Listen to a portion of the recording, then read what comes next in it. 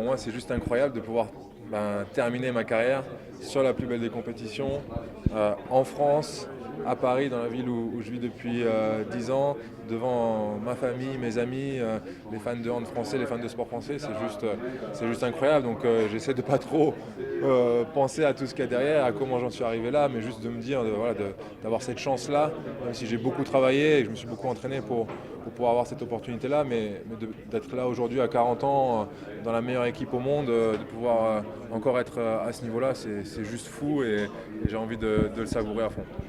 Ah oui, je pense que même si je suis le plus vieux de l'équipe, je pense que je suis le plus heureux de toute l'équipe parce que, comme vous l'avez dit, j'ai participé à de nombreux jeux. Je sais la joie que c'est, le bonheur, la fierté de participer à des Jeux Olympiques pour son pays et là de le faire encore plus à Paris, chez nous, devant nos fans, nos familles, nos amis, c'est quelque chose de grandiose. Donc moi je suis très heureux et j'essaye de transmettre cette joie à mes coéquipiers et de leur enlever un petit peu de pression.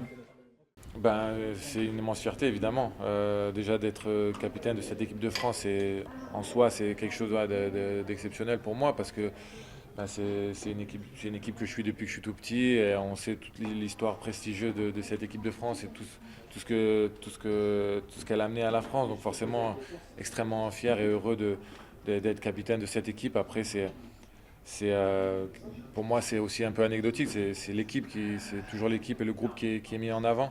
Mais forcément c'est une fierté, c'est aussi une responsabilité. Il faut faire en sorte que on se doit d'avoir la meilleure image possible, de représenter le handball français. Donc il faut toujours être vigilant tout en gardant le plaisir et la fierté d'être là.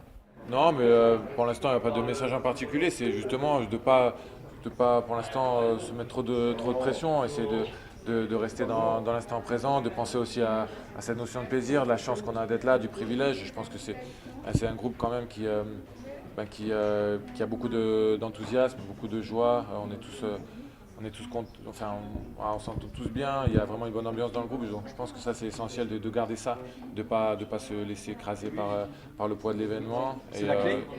Oui, je pense que c'est une des clés de rester naturel, d'arriver quand même à profiter de tout ça tout en étant performant sur le terrain. Je pense que ce groupe en est capable. Clairement,